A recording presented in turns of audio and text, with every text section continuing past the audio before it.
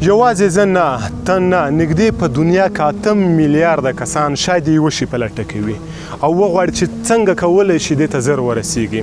یعنې په دنیا کې چې هر څومره کسان ګورې دوی غواړي چې زر کامیابه شي، کامیابۍ ته ورسیږي. شاید بیلې بیلې لارې د کامیابېدلو دپاره وي، خو زه به د حسام ورور نه دا پوښتنه وکړم چې څنګه زر کولی شو کامیابۍ ته ورسیږو، یعنې په څه ډول وکولی شو چې کوم هدف لرو زر ورته ورسیږو. حسام ورور سلام علیکم. ورور الحمدلله ښه یم. څنګه کامیابۍ ته زر ورسیږو؟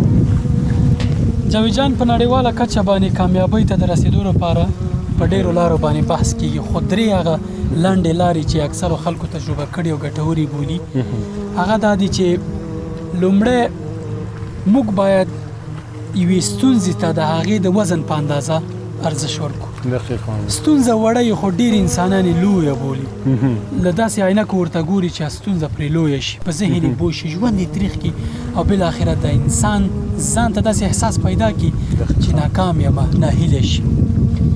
ستونزې چې څومره دي همداسې برخورد ورسره کوئ، لویې مه بولئ. هېڅ ستونزه په دې دنیا کې نشته چې لویه، هره ستونزه یوه حل لار لري، حل کېږي په صبر او بې پروایي باندې. موږ باید د بې پروایي هنر زده کړو، د ستونزو پر وړاندې کله کله صبر وکړو او د صبر ترڅنګ بې پروا شو. دویمه تګلاره چې په نړیواله کچه پرې بحث کېږي د OQPO تګلاره ده، only quality people.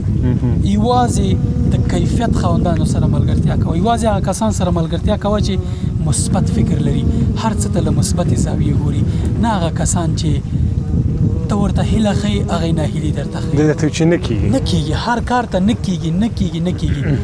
دغسې خلک په ژوند کې انفرینډ کړه، بلاک کوه یې مه. ولې بلاک کړه؟ ځکه بلاک بیا عقده پالي، بیا د ذهن کې د هغوی دپاره کرکه پیدا کېږي چې تا له ناکام انسان جوړوي.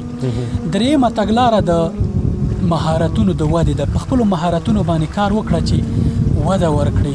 تر ټولو ښه مهارت چې هر انسان یې باید په ژوند کې عملي کړي او هغې د ودې دپاره کار وکړي، ټریننګونه وګوري، روزنې وګوري او دا مهارت زیات کړي او وده ورکړي، هغه د اړیکو یا کمیونیکیشن یا د فن بیان هم خبرې څنګه وینا وکړو. ځکه ته چې کله خوله خلاصه کړي نړۍ پوهېږي چې ته څوک یې. که خوله دې خلاصه نه کړو نو په ګېډه کې به د ټول شی پاتې وي. دوستانو یوه خبره دا ده چې که تاسو لومړی سفر شروع کړی وای، یعنې لومړی قدم اخیستی وای، نن هم شاید هدف ته په رسېدلو کې ځان کامیاب لیدلی وای. ډېره مشهوره اصطلاح د عبیدالله ورور چې لوی سفرونه د لومړي قدم نه شروع کېږي.